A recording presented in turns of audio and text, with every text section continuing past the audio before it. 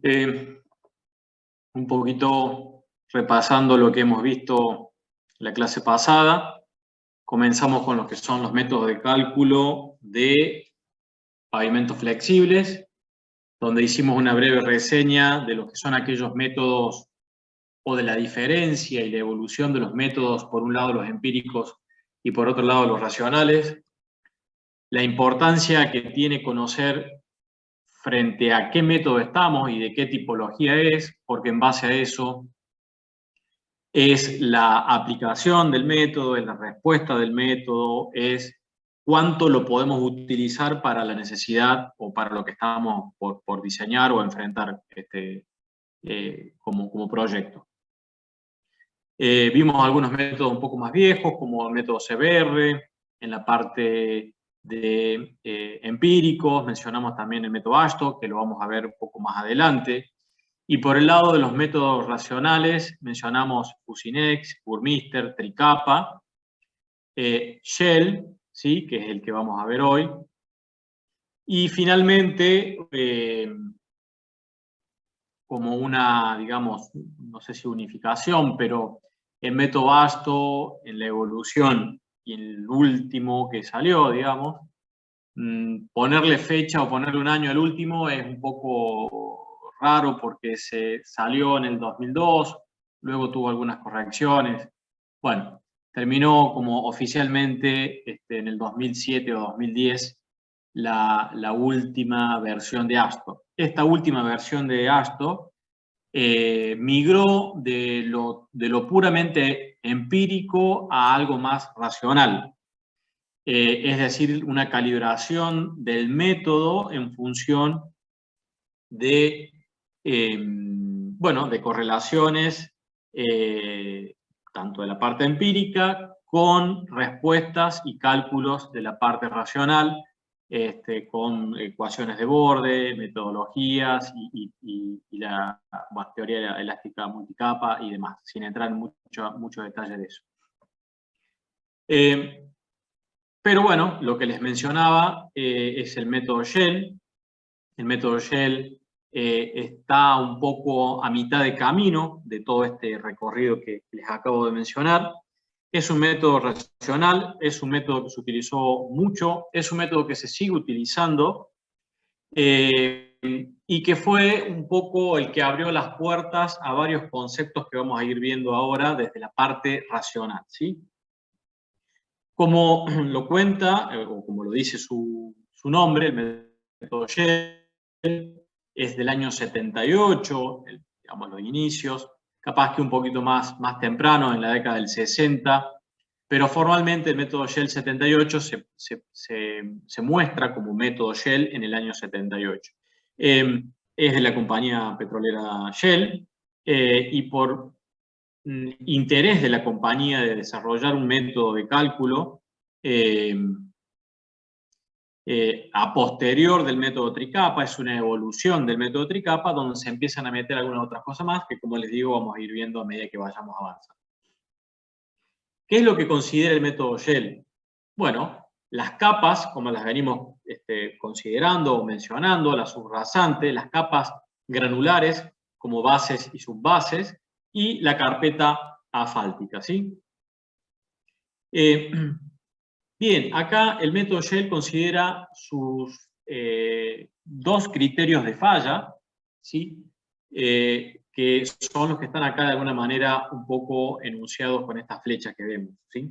Bajo la solicitación de un eje, ¿sí? La estructura sufre una deformación, como la que estamos viendo allí en línea trazo rojo, y esta solicitación va a generar una deformación específica unitaria en la fibra inferior de la capa asfáltica que va a ser producto de flexotracción. Dicho de otra manera, deformación por flexotracción en la fibra inferior de la capa asfáltica. Ese es el primer criterio de falla de Shell, ¿sí? Esto que estoy marcando acá, esta flecha verde en horizontal. Deformación específica unitaria en la fibra inferior por flexotracción.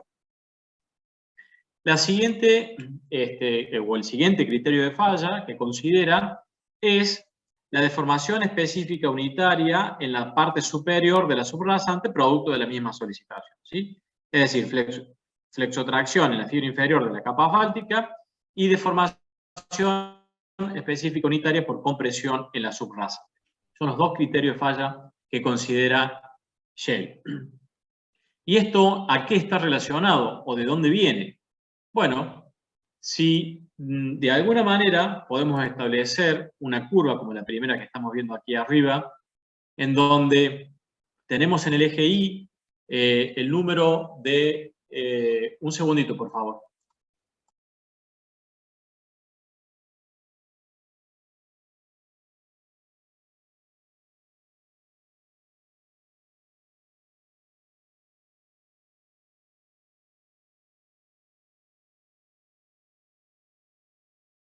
Disculpen.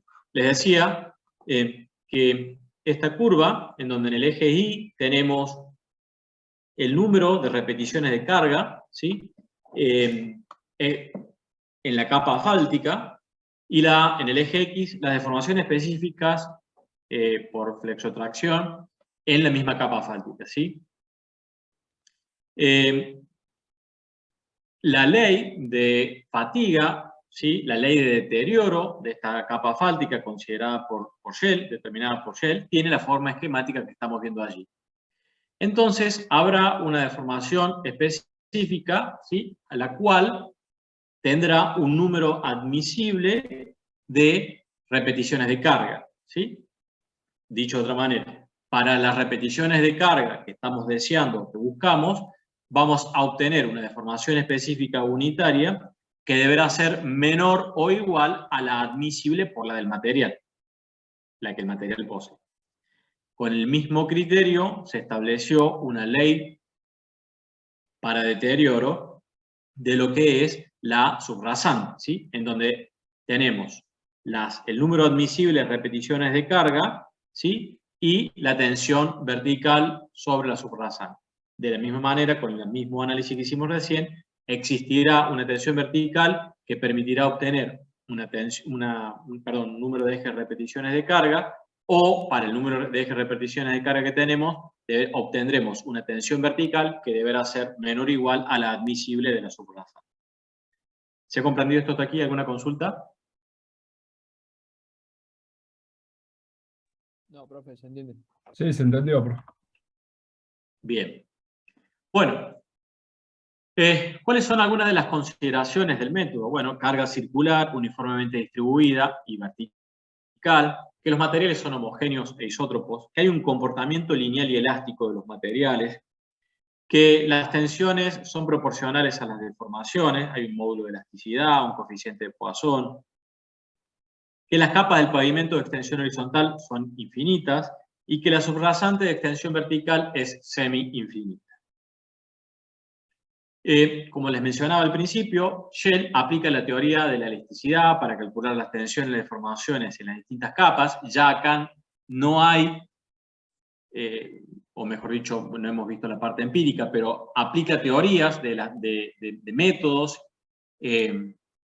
para determinar los comportamientos y sacar solicitaciones y deformaciones, a diferencia de, como vamos a ver un poquito más adelante, ASTO, que utiliza criterios más desde la parte empírica.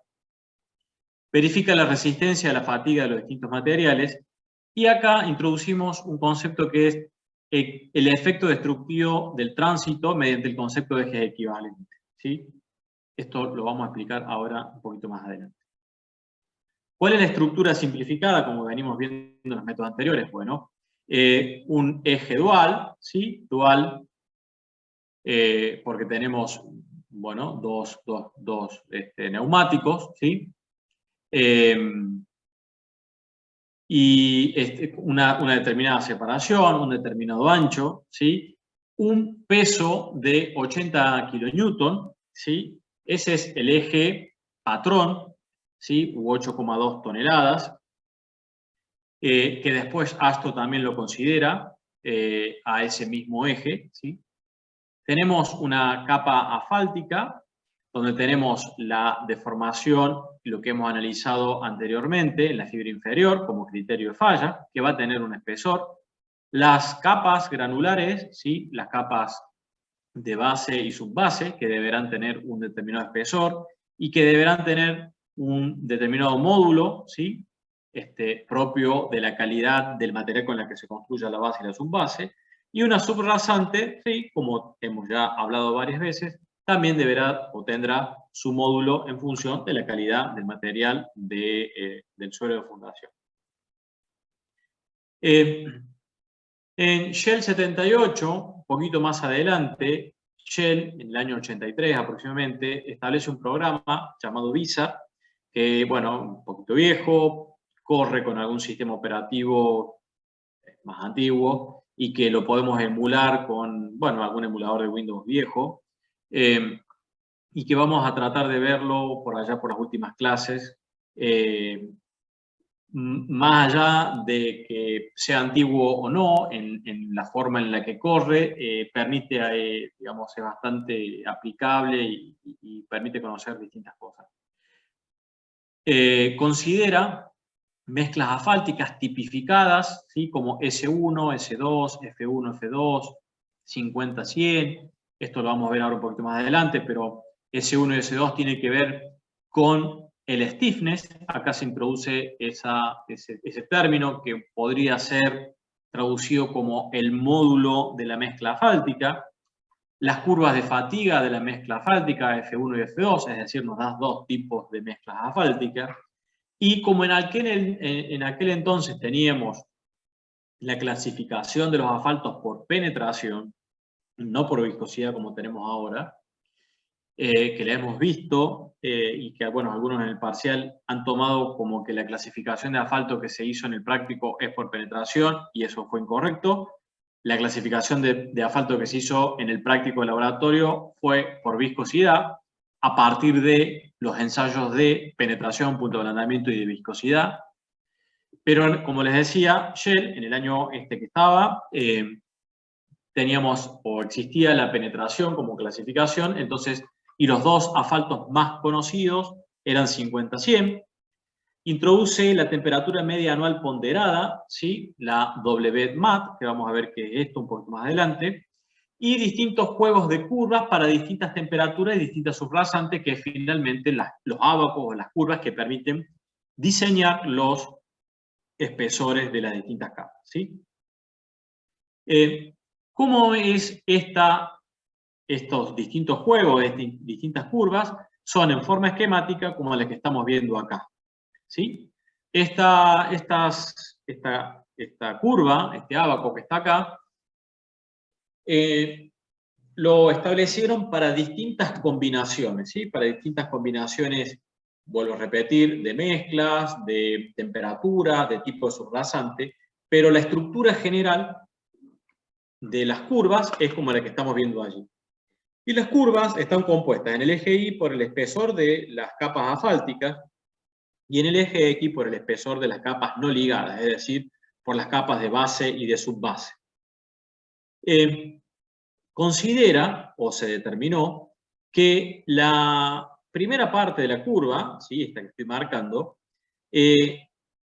esa curva delimita lo que es la falla de la subrasante por agüellamiento, es decir, por acumulación de deformaciones plásticas en la superficie de la subrasante, ¿sí? Es decir, que hasta aquí la subrasante, ¿sí? Tiene un buen comportamiento, por encima no. Y esta línea continúa y en línea más fina hacia abajo. Luego, la capa asfáltica tiene esta, ¿sí? Curva de falla por fisuración, es decir, por la acumulación de la deformación por flexotracción en la fibra inferior de la capa asfáltica, que eso genera una fisura. ¿Me escuchan bien? Sí, se escuchó bien. Sí, profesor. Bien, bien. Entonces, les decía que aparece una fisura en la parte superficial y ahí está considerando la falla. La unión de los dos criterios de falla de Shell determina esta curva, que está en línea más gruesa, negra, en donde determina que podemos diseñar pavimentos si nos movemos en toda esta línea negra, ¿sí? Por aquí no, porque estaríamos en una situación desfavorable para la subrasante, y por aquí tampoco, porque estaríamos también para una mezcla asfáltica. Normalmente se utiliza el punto de unión como punto ideal, como punto óptimo, pero vamos a ver después cómo vamos a hacer para utilizar estos ábacos, no sé si al final de esta presentación o cuando hagamos un ejercicio para aplicar el método Shell. Bien, ¿qué es esto de el tránsito y la valoración de los parámetros de diseño? Uno de ellos es el tránsito, ¿sí? El tránsito lo valora o se determina a través de un número de aplicaciones de N, ¿sí? Del tránsito. ¿De qué? De un eje estándar de referencia de 80 kN. Es decir, a ver, pasa un vehículo con un eje de 80 kN, se considera como 1. Pasa un vehículo con un eje menor a 80 kN, supongamos 40, entonces equivaldrá a 2. Pasa uno menor a 80, supongamos 20, entonces equivaldrá a 4, así sucesivamente. Si pasa por encima, no va a equivaler, no equivale, perdón, a 1, sino que equivale a 0,9, a 0,8, a 0,7, etc. Bueno, eso no es tan directo así, hay distintas metodologías y conceptos para comprenderlo, pero en una primera aproximación a eso es lo que se refiere con un eje de referencia de 80 kN. El método Shell, para calcular el N, a partir de un censo de cargas, que se aplica a cada una de ellas un coeficiente de equivalencia en efecto destructivo. ¿Qué quiere decir? Que si pasa 80 kN un eje, el efecto destructivo es 1. Pero si pasa uno mayor, el efecto destructivo será distinto, y si pasa menor, el efecto destructivo será también distinto, ¿sí? Para eso tenemos esta gráfica, o esta tabla, o esta ecuación, que es exactamente lo mismo, en donde ingresando con la carga por eje hasta intersectar, ¿sí? La gráfica, podemos obtener el coeficiente de equivalencia para ese tipo de carga. Lo mismo está acá, está expresado para distintos tipos de carga, están en kilonewton, ¿sí? Fíjense, el de 80 kilonewton tiene coeficiente 1. Bueno, menos mal. Y si no, pues tenemos la ecuación en donde para los distintos tipos de carga podemos obtener cuál es el coeficiente, ¿sí? Esto, Asto lo profundizó, lo determinó de una manera un poco más amplia, a diferencia de este ahogo que tenemos aquí. Bueno, Shell, con su preocupación por el comportamiento de los materiales asfálticos, introduce la determinación o la influencia de la temperatura a través de esto que estamos viendo acá, la WMAP, la temperatura media ponderada del aire, en donde si consideramos que hay variaciones de la temperatura en el ambiente que no tienen efecto significativo en el módulo de los materiales no ligados, es decir, si cambia la temperatura, esto ya les he mencionado, no cambia el comportamiento de una base o de una subbase, la temperatura, ¿sí? Pero si cambia la temperatura, sí cambian las propiedades del asfalto, ¿sí? Y si cambian las propiedades del asfalto, yo ya les hice alguna mención, donde al cambiar las propiedades del asfalto va a cambiar la respuesta de la mezcla asfáltica, y si cambia la respuesta de la mezcla asfáltica va a cambiar las tensiones y deformaciones que va a transmitir a las capas inferiores, ¿sí? Entonces, para considerar esta variación, lo que hace Shell, calcula o determina la temperatura media ponderada del aire WMAP, ¿sí? En grados centígrados. De manera de obtener con esa temperatura equivalente un deterioro igual al que sufriría la subrasante con las variaciones reales de temperatura a lo largo del año. Entonces, ¿qué es esto que está diciendo? Supongamos que estamos en junio, tenemos aquí unos 15 grados, ¿sí? Ascendemos, cortamos y determinamos acá un factor de ponderación para el mes de junio. Para el mes de enero tenemos 28 grados, tenemos acá otro factor de ponderación. Así hacemos para cada uno de los meses. Entonces, con cada uno de los meses, que van a ser 12, vamos a tener 12 factores de ponderación. Si esos 12 factores de ponderación hacemos un promedio, vamos a obtener un factor de ponderación promedio. Entonces, con el factor de ponderación promedio, ingresa y determinamos la temperatura, la WMAP. Esa temperatura WMAP es la temperatura media ponderada porque pondera los diferentes efectos destructivos que tiene el cambio de la temperatura en la subrasante, pero producto de que cambió las características de la mezcla asfáltica. ¿Por qué? Porque cambió la temperatura. Repito, al cambiar la temperatura de la mezcla asfáltica, porque cambia la temperatura del aire, las tensiones y deformaciones que llegan a la subrasante también varían. En algunos casos serán mayores y en otros casos serán menores. Pero para poder tener una temperatura que, no voy a decir promedio, pero que junte los efectos destructivos a lo largo del año, Shell estableció esta temperatura media ponderada del aire a los efectos de alguna manera determinar cuál sería la temperatura que va a ser acá de la temperatura del aire, que equivaldría a los distintos efectos destructivos que va a sufrir la subrasante a lo largo del año. ¿Se ha comprendido este concepto? Sí, profe. ¿O alguna pregunta?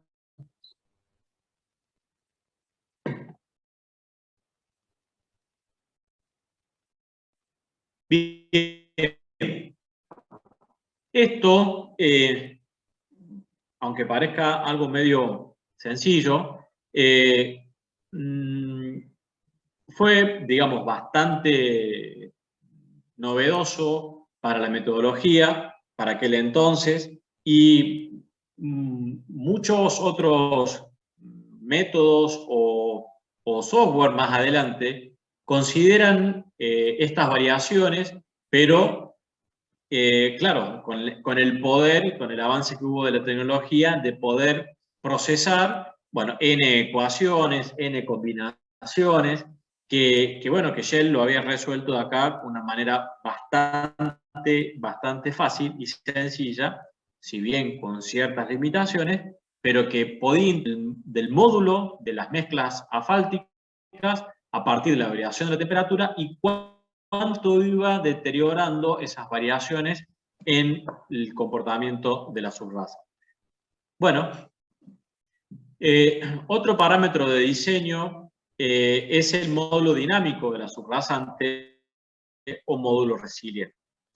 Este valor tiene una dependencia, ¿sí?, del contenido de humedad y del nivel de tensión, ¿sí? No es lo mismo una humedad en una subrasante que otra humedad, y no es lo mismo un nivel de tensión que otro nivel de tensión. Esto cuando veamos este ASTO, vamos a ampliar un poco más este concepto, no porque sea de ASTO, sino que a medida que vamos avanzando y en ese nivel podemos bueno, comprender y desarrollar un poquito más este concepto.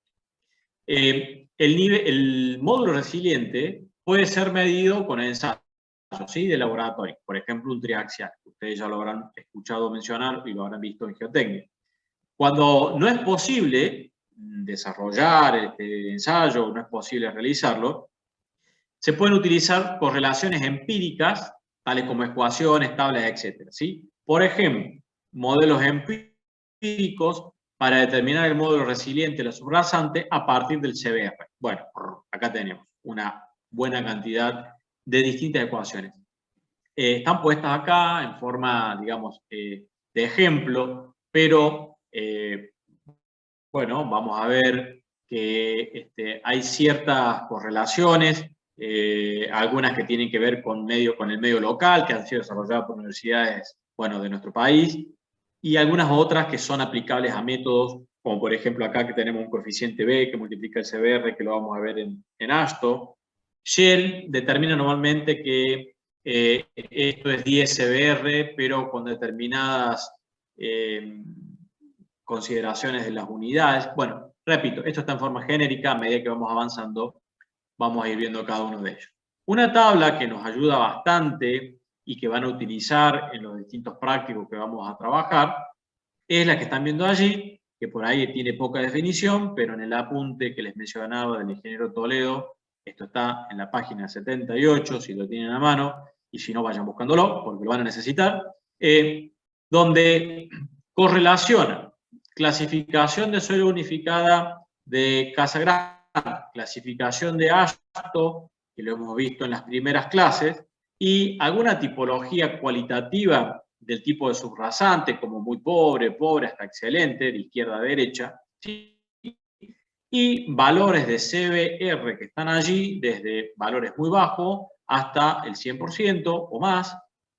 ¿Y cuál es el módulo dinámico, ¿sí?, de lo que estamos considerando allí? Expresado en newton sobre metros cuadrados, ¿sí? Entonces, por ejemplo, 4 que tenemos acá de CBR, ¿sí? Un suelo bastante pobre, un tipo A4, una 4.2, una 4.3, una 5, ¿sí? Un CBR de 4 tendrá 4 newtons sobre metro cuadrado, serán 400 kilos por centímetro cuadrado. Deberán hacer las conversiones correspondientes para expresarlo en kilos centímetros cuadrados a la hora de poder ingresar a algunos de los otros ábacos que tengan un poco más adelante en la metodología de cálculo, ¿sí? Entonces, repito, este ábaco, esta tabla, es importante comprenderla y determinar, porque de acá vamos a sacar los módulos dinámicos de las distintas capas y sobre todo de la subraza. Bien, les decía también que el método considera el módulo dinámico o stiffness de lo que es la mezcla y la fatiga de la mezcla asfáltica. Y que observa o se muestran curvas típicas que relacionan los módulos de las mezclas con la temperatura, que son las llamadas S1 y S2, ¿sí? Para una determinada frecuencia, ¿sí?, de 0,02 segundos. Esto lo hemos visto en un ábaco por allá por la clase de asfalto, el ábaco de Van der Pol, que lo vamos a ver ahora de nuevo un poquito más adelante, que son aproximadamente entre 50 y 60 kilómetros por hora, ¿sí?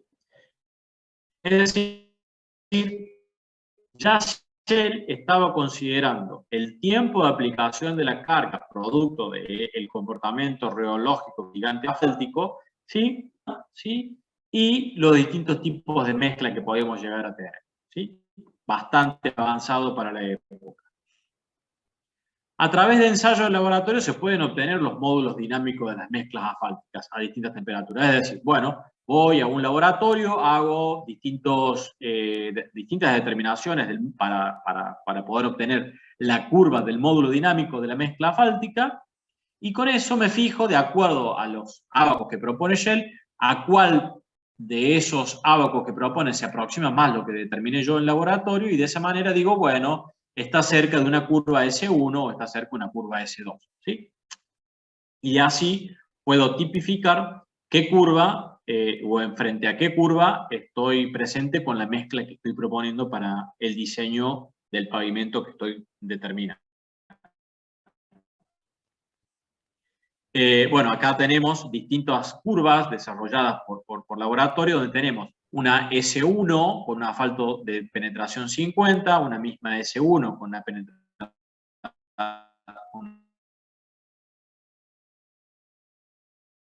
asfalto de penetración 100, y las conjeturas de las mezclas, ¿sí? Bien. Para el stiffness de la mezcla, cuando no es posible realizar el ensayo del laboratorio, se puede determinar la curva del módulo o del S-mix, el stiffness de la mezcla y la temperatura de la mezcla, es decir, el índice de penetración del asfalto, que ya han aprendido a determinarlo. Hay que determinar la temperatura de la mezcla, ¿sí? Vamos a lo dinámico, algo que se llama stiffness bit o el S-bit para distintas temperaturas y tiempos utilizando el nomograma de Van der Pol, que lo hemos mencionado, o alguna ecuación de correlación.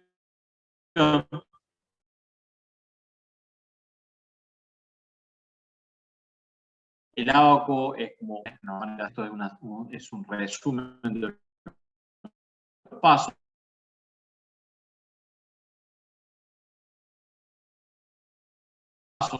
Podemos determinar el módulo, el S-mix del elemento para distintas temperaturas de operación. Se puede elaborar la especificada por elemento. Es decir, esto que había hecho en laboratorio y la comparé con lo del método, si no puedo hacerlo en laboratorio, siguiendo este procedimiento de pasos, puedo obtener una curva aproximada como la que hubiese obtenido en laboratorio y a partir de allí la comparo con la del método. Bien, en función de el espesor que estoy proponiendo de capa asfáltica y la temperatura del aire, ¿sí?, ponderada, ¿sí?, puedo determinar, es decir, a partir del doble más, puedo determinar cuál es la temperatura de la mezcla. ¿Por qué? Porque si en el exterior ambiente tenemos 30 grados, no significa que la mezcla asfáltica va a tener 30 grados, es decir, no voy acá a entrar con aire, será de una determinada manera, ¿sí? Y en función de eso obtendré una temperatura de la mezcla.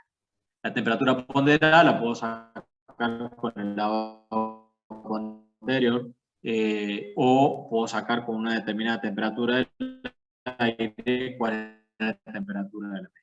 Entonces, a partir de allí tengo la temperatura de la mezcla, ¿sí? Con el agua, con la frecuencia en Hertz de solicitación, con la diferencia de la temperatura del punto de ablandamiento y la temperatura a la cual se realizó la penetración, ¿sí?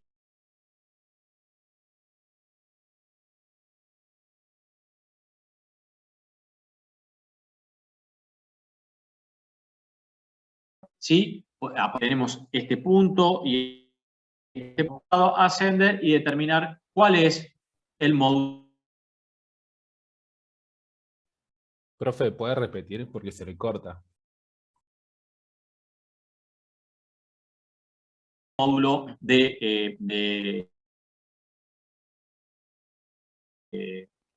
arrancamos entonces de cero.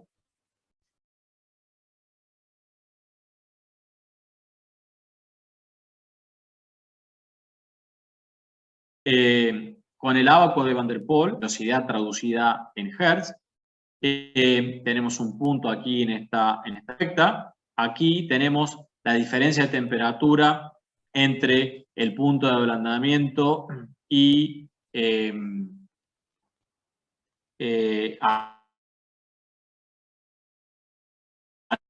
temperatura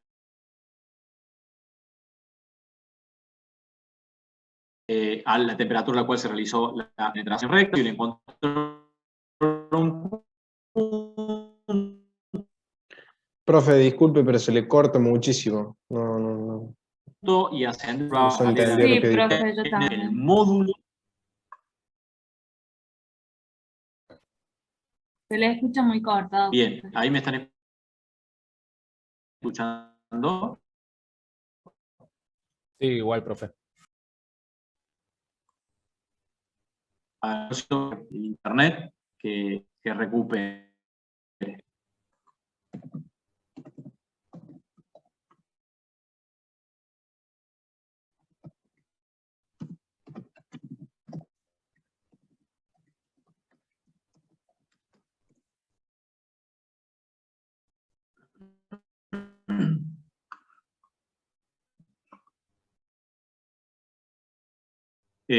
¿Ustedes allí me están escuchando un poco mejor o sigue entrecortado?